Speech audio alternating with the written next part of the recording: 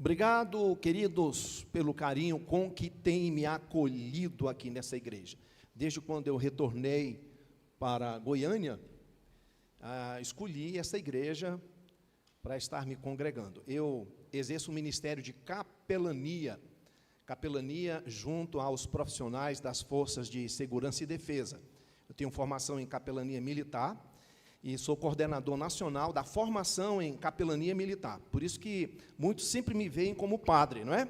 Mas a gola clerical é uma das contribuições da reforma protestante.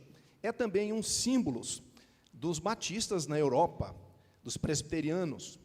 E esse é o nosso uniforme. Então, eu estava em um outro culto antes de chegar aqui, um culto online, ministrando em um encontro de capelania para o Instituto de Juristas Cristãos do Brasil, online, e ali reúne juristas de todo o país, e hoje eu saí de lá e corri para cá, para estar aqui com os irmãos, compartilhando a palavra de Deus. Eu fico muito alegre, satisfeito, porque o Carlos e a Soraya me receberam com muito amor e carinho aqui nessa igreja. Meus queridos, eu quero compartilhar a palavra de Deus, tendo como texto o livro de Êxodo, capítulo 33. Este capítulo 33, ele fala do encontro de Moisés com o Senhor Deus, momento em que Moisés, ele pede, ele clama para que Deus continuasse dando a ele a sua presença manifesta. E eu quero compartilhar, portanto, a palavra de Deus, tendo como tema, desejando a presença de Deus. De modo geral, todos nós desejamos a presença de Deus. Há até mesmo pessoas que ainda não entregaram e confessaram a sua vida, confessaram Jesus como Senhor da sua vida, também invocam e desejam a presença de Deus. Mas há algo que eu quero chamar-lhes a atenção nessa noite. O texto, portanto, de Êxodo, capítulo 33, do verso 12 ao verso 17, nos diz assim, estou lendo a NVI. Disse Moisés ao Senhor, tu me ordenaste, conduza este povo, mas não me permites saber quem enviarás comigo. Disseste, eu o conheço pelo nome, e de você tenho me agradado. Se me vês como agrado, revela-me os teus propósitos, para que eu te conheça e continue sendo aceito por ti. Lembra-te de que esta nação é o teu povo, respondeu o Senhor. Eu mesmo o acompanharei e lhe darei descanso. Então Moisés lhe declarou, se não fores conosco, não nos envies. Como se saberá que eu e o teu povo podemos contar com o teu favor, se não nos acompanhares? Que mais poderá distinguir a mim e a teu povo de todos os demais povos da face da terra? O Senhor disse a Moisés, farei o que me pede, porque tenho me agradado de você e o conheço pelo nome. Então, queridos, aqui nesta passagem bíblica, nós encontramos Moisés recebendo novamente uma ordem para estar conduzindo o povo. Quando nós estudamos o texto bíblico, nós encontramos uma ação de rebelião por parte do povo, que deixou Deus tão triste, que Deus, então, em dado momento, diz que não acompanharia mais o povo, mas que enviaria o seu anjo para acompanhá-lo. Olha, queridos, até o anjo do Senhor eu gostaria que estivesse me acompanhando. Era privilégio do mesmo jeito. Mas uma coisa completamente diferente é a presença manifesta de Deus. O que é essa presença? Nós encontramos lá em Atos capítulo 1, a promessa de Jesus Cristo, de que retornaria aos céus, ao Pai, mas que deixaria conosco o Espírito Santo, como nosso consolador, confortador, que Ele estaria nos dirigindo, nos dando orientação e proteção até o fim dos tempos. Portanto, nós temos o Espírito Santo de Deus. E a nossa relação com o Espírito Santo de Deus é baseada pela fé. Isso é diferente da presença manifesta de Deus. Porque na presença manifesta de Deus, independe o tamanho da nossa fé, ou até mesmo a situação em que nós nos encontramos espiritualmente, se em pecado ou não, Deus chega e manifesta a sua presença. E isso é algo que pertence somente a Deus. Todos nós, é claro, é lógico, é óbvio, é evidente, queremos a presença de Deus de uma forma extraordinária. Nós queremos não apenas com a nossa razão, mas com as nossas emoções. Nós queremos sentir a presença de Deus. E eu quero lhes dizer que esta reivindicação de Moisés é uma experiência rica, porque quando Deus manifesta a sua presença, todos em volta percebem, e nós ficamos impactados.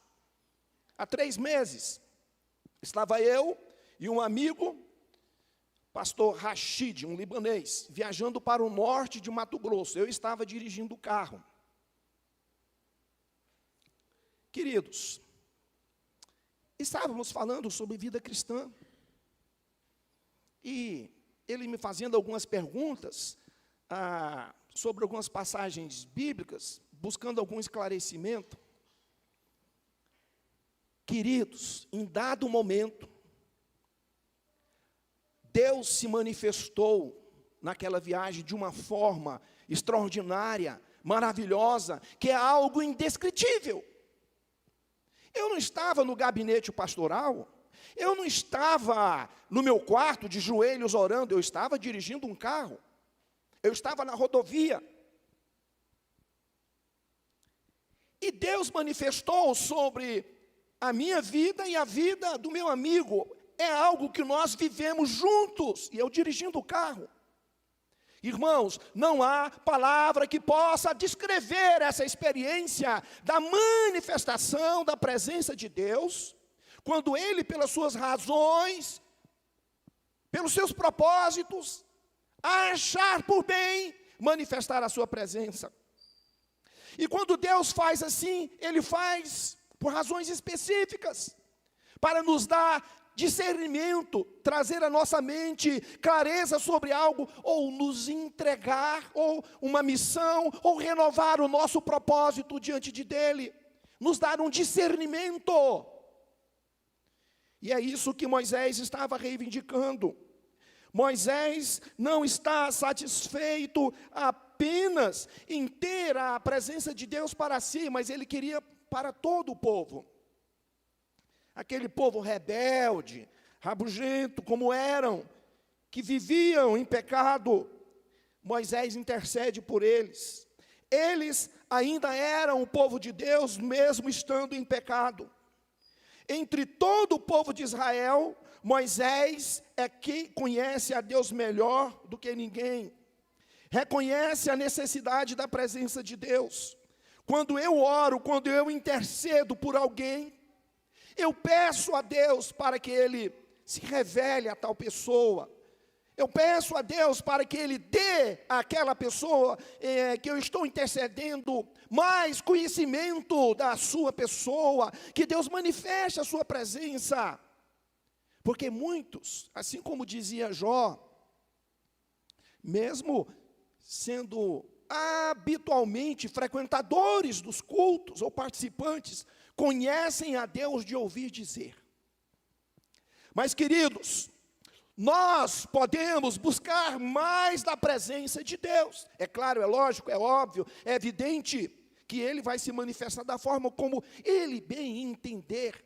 Mas quando nós buscamos mais da presença de Deus, quando nós deixamos o fruto do Espírito Santo de uma forma visível em nossas vidas.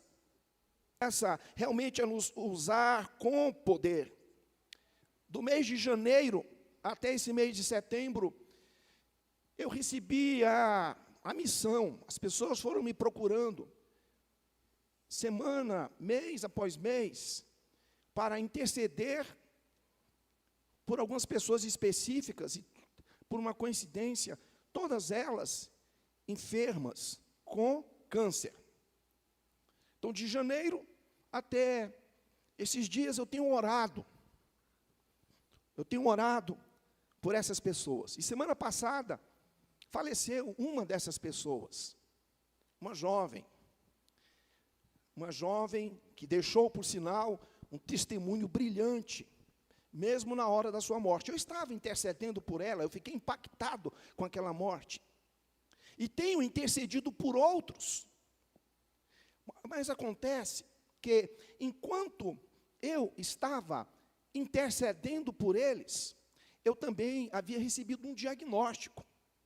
O diagnóstico de um tumor. A situação deles não era muito diferente da minha. E sabe, queridos, Deus colocou no meu coração para eu fazer o mesmo que Jó fez por seus amigos. A palavra diz que Deus colocou no coração de Jó o desafio de estar intercedendo por seus amigos que estavam em pecado. E a palavra diz que, à medida em que Jó intercedia por seus amigos, ele foi restaurado, foi restabelecido, a sua família foi restabelecida, e um novo ciclo se deu na vida de Jó. Pois é, queridos, nós não entendemos como e porquê, como são os desígnios de Deus. E nesses exames de rotina, não é? Então, eu tinha sido identificado com esse tumor, e fazendo o tratamento, e olha que quantos exames nós fazemos, não é? E o médico vira do lado avesso, não é? E não são poucos os exames. O exame de sangue é confirmado com exame de imagem, que é confirmado com biópsia, é dessa forma. E eu fiz os exames em um centro de referência em Goiânia, sendo tratado em um centro de referência em Goiânia. E então, o plano de saúde, depois de tudo aprovado, eu já tinha feito os exames, abriu lá, por alguma razão, uma sindicância, porque queria saber por que aquela biópsia. E porque abriu aquela sindicância, então, a minha cirurgia teve que ser adiada. Adiada, eu estou aguardando ali uma autorização, 3 meses, 4 meses. E o médico me disse, olha, em 3 meses você não vai morrer de câncer. Em 1 ano você não vai morrer de câncer, fica tranquilo. Eu fiquei tranquilo. Quer dizer, eu achava que estava tranquilo. E depois de 3 meses, então, repete os exames e eu volto. E o médico balança a cabeça de um lado, balança a cabeça do outro lado, olha no computador, e ele conversa consigo mesmo. Mas cadê o tumor que estava aqui? E ele, não, isso aqui, ele está ali, gente. O exame de imagem, a biópsia, o laboratório diferente. Está ali os exames de sangue, o PSA. Não, vamos repetir o exame. E repete o exame, mais 3 meses. Aí volta. E ele balança a cabeça. Mas cadê o tumor que estava aqui? Aí ele conversando consigo mesmo. Não pode, isso só pode ser cura divina. Eu já vi isso em 30 anos de medicina. Aí ele olha para mim, você é um homem de fé. Queridos, eu não sei a razão e o motivo pelo qual os critérios usados por Deus para trazer cura sobre uma pessoa e não trazer a cura física como nós almejamos e queremos sobre a vida de outra pessoa. Mas uma coisa é clara, quando isso acontece é porque Deus tem propósitos específicos. E quando isso acontece novamente, nós podemos perceber uma coisa: Deus está cuidando de mim. Deus está presente, embora eu não perceba, embora muitas vezes eu não veja. Isso me remete àquele poema clássico, antigo, até se criou uma música sertaneja com ele, Pegadas na Areia, poema de origem canadense, muito conhecido, que fala que a pessoa teve um sonho, que andava pela praia, e ali havia as pegadas de duas pessoas. Uma era de Jesus, né, as duas de Jesus, e as outras pegadas da pessoa que caminhava com Jesus. E então, aquela pessoa, em dado momento, ela vê apenas duas pegadas, durante um tempo na areia. E lá, no seu sonho, ela tem um encontro com Jesus, e ela diz: Jesus, nos meus momentos mais difíceis, onde o Senhor estava, eu só vi duas pegadas, as minhas pegadas. E Jesus: não, eu te carregava em meus braços, eu te carregava em meu colo. Queridos, nós até podemos não sentir a presença manifesta de Deus, mas a promessa de Jesus Cristo é que o Espírito Santo está conosco. A promessa de Jesus Cristo é que Ele traz conforto, e que Ele traz consolo, que o poder dEle se manifesta também através da cura. Nós temos a saúde restaurada pelos propósitos dEle. Mas, queridos, nós desejamos mais da presença de Deus. Assim como Moisés desejou mais da presença de Deus. Queridos, o que nós podemos destacar desta passagem bíblica é que o pecado roubou o povo de Israel da presença de Deus, mas não da sua promessa. É o pecado em nossas vidas que faz com que nós não percebamos o agir de Deus. Mas Ele continua agindo, Ele continua presente, apesar dos nossos pecados. Israel não sentia a presença de Deus. Eu me recordo que em uma ocasião, eu estava pregando em uma igreja. Olha, queridos, eu sou um pastor batista reformado, teologia reformada, viu? Mas eu estava pregando em uma das nossas igrejas, e o Espírito Santo agiu na igreja toda, de uma forma maravilhosa, indescritível. E nós não queríamos mais sair dali. E o horário do culto tinha terminado, e as pessoas continuaram ali, louvando e adorando, elas não foram embora. Mas olha que coisa interessante, eu segui lá para a porta, despedi das pessoas, e algumas pessoas viram, e uma irmã me abordou e começou a fazer críticas ao sermão, à mensagem, e disse assim: mas que culto frio. Queridos, é o pecado que nos impede de desfrutar mais da presença de Deus. E apesar dos nossos pecados, Ele continua presente. O Espírito Santo de Deus continua se manifestando. Queridos, quando nós recebemos uma cura, é manifestação da presença de Deus. Quando nós temos as nossas orações respondidas, Deus está se manifestando. O pecado nos rouba da presença de Deus, mas não da sua promessa. Nos rouba de sentir, mas pela fé nós sabemos que Ele ainda se faz presente. O profeta Ezequiel, no capítulo 14, verso 15, diz assim: para que eu possa levar a casa de Israel em seu próprio coração, porque eles estão afastados por causa dos seus ídolos. Aqui o profeta Ezequiel está dizendo que a casa de Israel estava afastada de Deus por causa do pecado. Então, durante grande parte do Velho Testamento, o pecado de Israel roubou-lhe as bênçãos que vêm da presença manifesta de Deus. Como cristãos, a lição aqui é que o pecado não dissolve o nosso relacionamento com Deus, mas pode negar a nossa comunhão com Ele.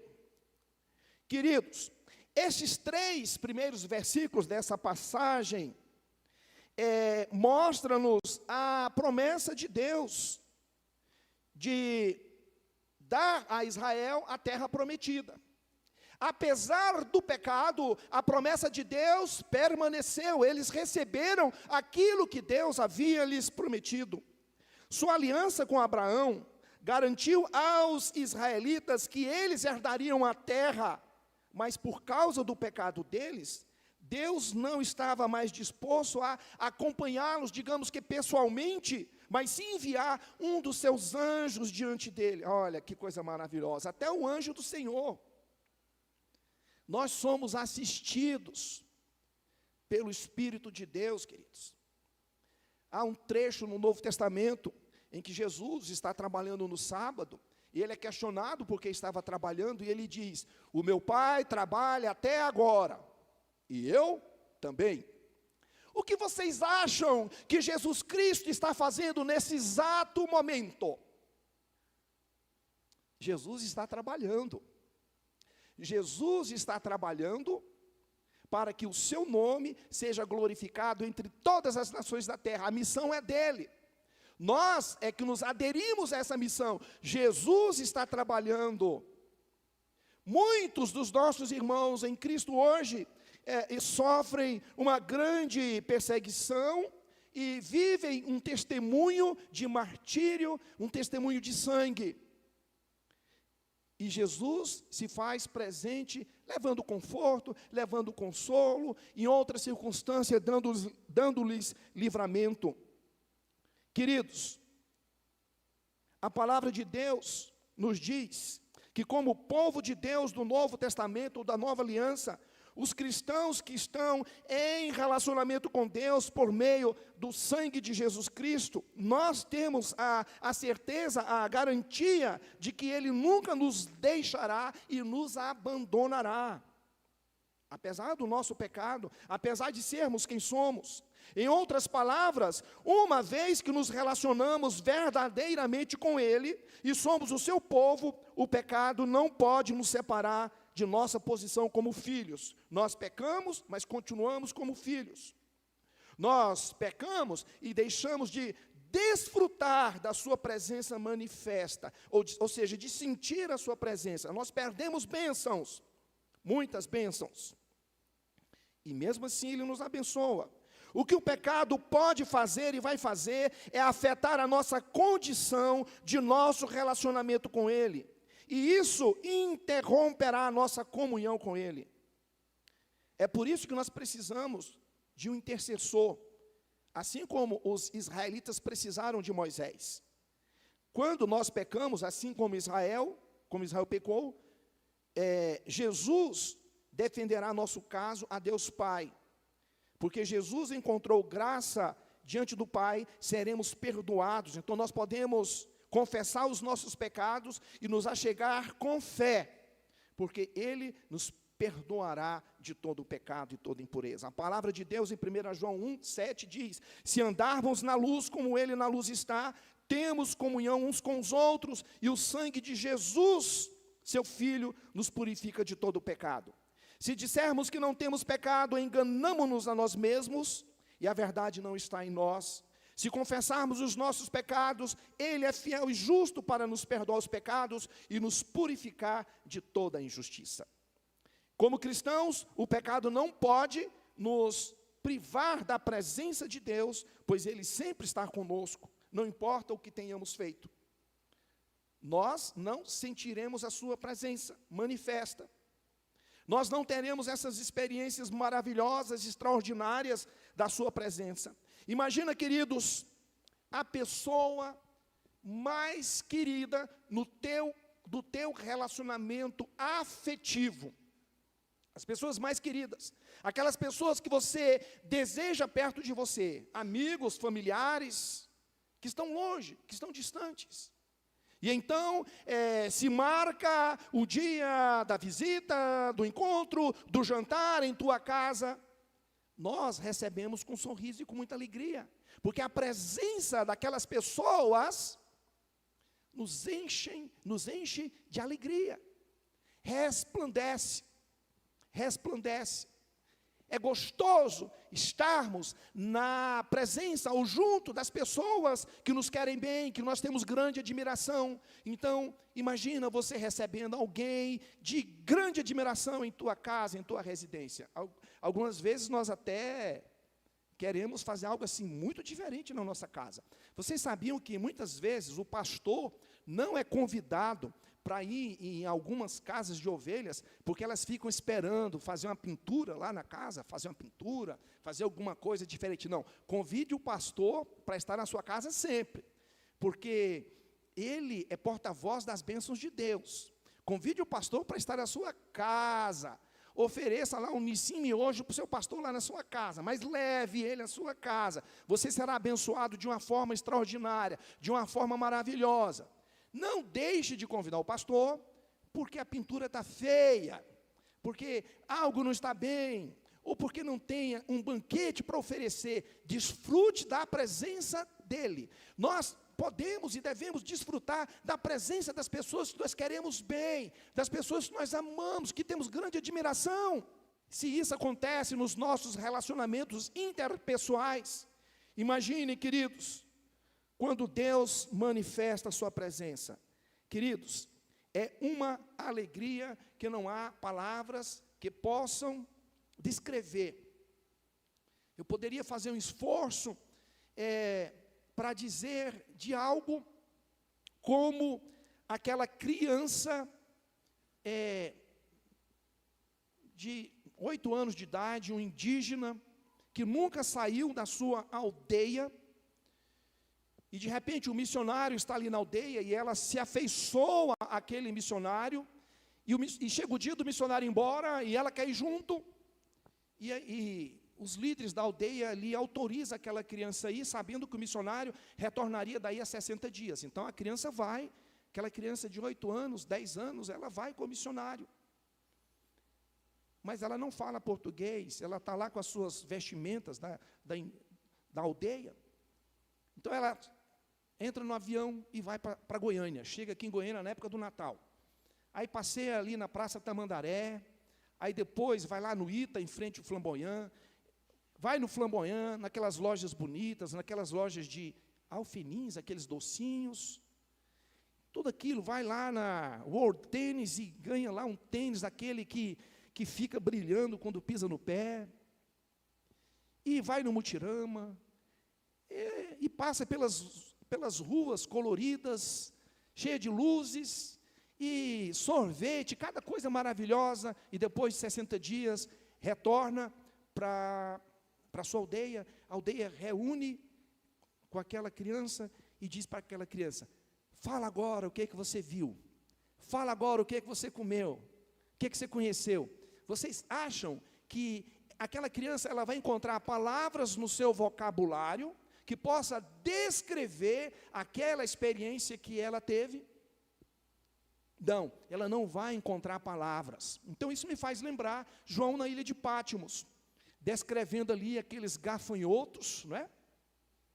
Que soltavam ali aqueles ferrões, ele descrevendo ali aqueles gafanhotos, e eu fico meditando e refletindo que João teve uma visão do fim dos tempos, e que ele vê algo em que as suas palavras não são, o seu conhecimento não é capaz de descrever, de traduzir.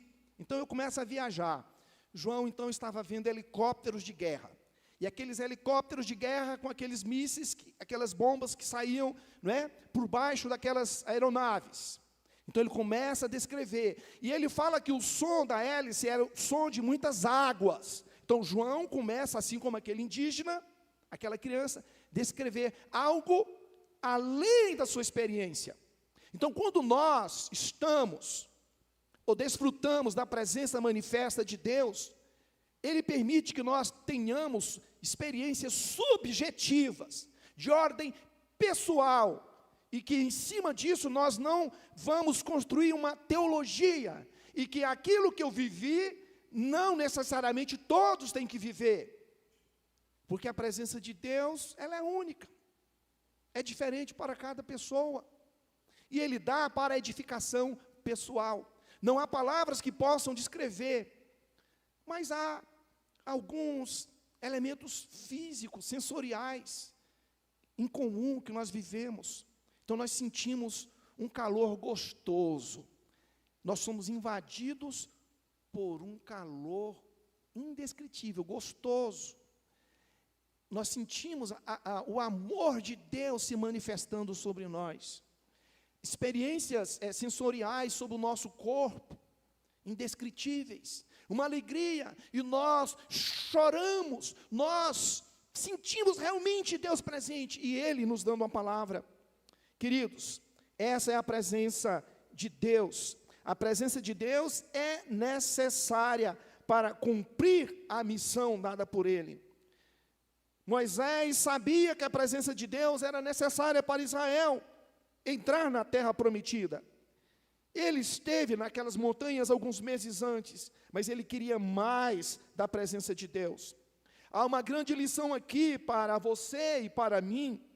Sem a presença de Deus em nossas vidas, sem a sua companhia ativa e vibrante, sem sua presença no curso dos nossos afazeres diários, nada seremos capazes de realizar. De fato, viver a própria vida cristã é impossível sem a presença de Deus. Mas há ainda uma terceira coisa que eu quero destacar a partir desses versículos. A presença de Deus, ela nos separa do mundo pecaminoso. Nós podemos ver no versículo 16, que a presença de Deus, ela está separando o seu povo do resto do mundo. Um teólogo resume este ponto de uma forma breve, quando ele diz: o insight teológico é universal, igualmente é aplicável à relação divino-humana e ao ministério em qualquer época. Nenhum povo, por mais religioso que seja, e por quaisquer motivos, pode ser um povo de Deus sem a presença de Deus. Moisés entendeu que a única coisa que os separava do resto do mundo, a única coisa que os tornava únicos e exclusivos, era a presença de Deus. Então, queridos, partindo para o final, eu quero compartilhar algumas maneiras pelas quais nós, como cristãos, podemos praticar a presença de Deus em nossa vida cotidiana. O que nós podemos fazer? O que está ao nosso alcance? Torne-se sensível ao Espírito Santo. O Espírito Santo é a presença pessoal de Deus conosco. Lá no nosso relacionamento familiar, na nossa casa, quantas vezes está lá a esposa, está lá o esposo, ele fala alguma coisa com ela, ou ela fala alguma coisa com ele, e ele diz assim, né? Ela fala alguma coisa, ele, o que eu falei? E ele não é capaz de reproduzir o que falou, ele estava ali fisicamente. Quantas vezes nós até ouvimos, mas nós não escutamos, porque não há ressonância dentro de nós. Nós ouvimos, mas para escutar é preciso encontrar ressonância. Nós até podemos discordar daquilo que estamos ouvindo. Quando nós escutamos, exige uma resposta. Quantas vezes no nosso ambiente familiar, um dos membros da nossa família começa a falar mais alto, porque não está sendo escutado. E os dias vão se passando, e ele vai falando mais alto. E aquilo vira um padrão. E não é o falar mais alto que fará com que ele seja escutado. Eu fui alugar um carro essa semana, na locadora. Estava sendo atendido, e o atendente falava baixo. E tinha tanto barulho ali. E eu criei ali uma condição para ouvir aquele atendente, e entendi o que ele estava falando. Eu me voltei para uma escuta ativa. Não foi preciso ele gritar, falar alto, ele falava baixo, de uma forma que eu coloquei toda a minha atenção. Nos relacionamentos interpessoais é assim, nós podemos imaginar que nós precisamos nos voltar à palavra de Deus, nos voltar ao Espírito Santo de Deus para ouvi-lo, Nossa proximidade com Deus sempre dependerá da nossa sensibilidade ao Espírito Santo. Frequentemente isso significa esperar que Deus fale, se mova e se revele a nós. Veja, Deus está em toda parte, como diz o Salmo 139. Não há lugar onde Ele não está ou não esteja. Mas só porque Ele está lá não significa que seremos capazes de sentir a sua presença. É por isso que duas pessoas, então, podem vir à igreja e uma ser impactada pela palavra, pela adoração, derramar lágrimas, e outra entrar fria e sair gelada. É assim. A diferença é a sensibilidade ao Espírito Santo de Deus, ao seu movimento e à sua direção. Portanto, quando nós aqui chegamos, cotidianamente, diariamente, semanalmente, nós devemos buscar a Deus em oração e pedir: Senhor, abra minha mente, o meu coração, para receber a Tua palavra. Senhor, me prepara agora para receber a Tua palavra. Há muitas coisas que nos impedem de ser sensíveis ao Espírito de Deus, mas a primeira delas é o pecado. O pecado embota a nossa sensibilidade, a nossa capacidade de ouvir e perceber a sua voz. Tozer, em seu livro Nascidos Depois da Meia-Noite, que tem um capítulo, estou lendo aqui em inglês, né? Estou apanhando aqui. Nascido nas trevas, no qual ele afirma que se quisermos sentir a proximidade ou a presença de Deus, devemos nos conformar à sua imagem, devemos ser como Ele. Tozer diz: mesmo a alma regenerada pode às vezes sofrer com a sensação de que Deus está longe dela. O que então ele deveria fazer? Primeiro, o problema pode não ser mais do que uma interrupção temporária da comunhão consciente de Deus. Então, queridos, nós precisamos dessa sensibilidade para desfrutar mais da presença de Deus.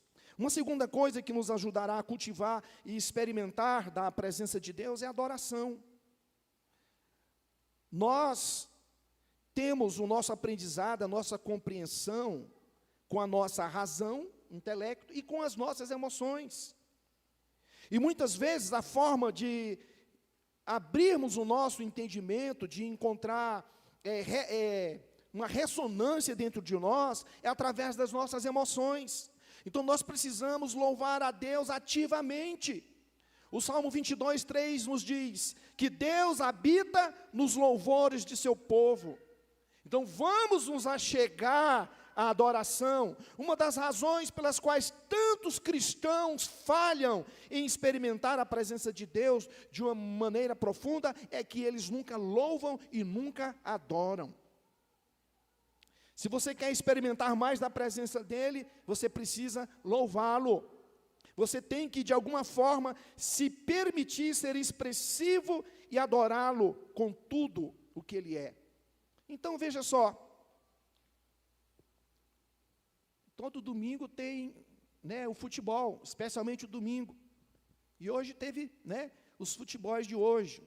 Palmeiras, o Corinthians, E quando nós vamos torcer, nós colocamos toda a nossa emoção, colocamos entusiasmo, colocamos garra, nós não nos envergonhamos, nós gritamos, nós somos tomados de alegria, numa comemoração, numa celebração. Não há celebração maior do que a adoração a Deus, queridos. Então, no tempo da adoração, nós temos que colocar o nosso entusiasmo. Há um hino antigo que diz: vem tu, fonte de todas as bênçãos, sintoniza meu coração para cantar a tua graça.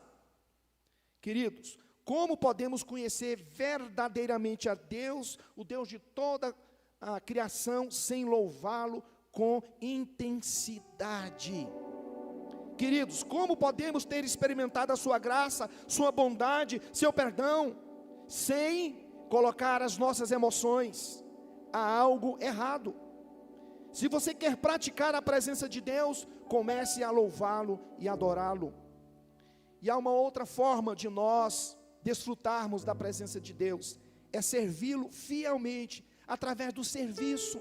Quando nós servimos, queridos, nós, como instrumentos de Deus para abençoar outras vidas, nós criamos conexões emocionais, sobretudo espiritual. Deus está sempre presente, ativo.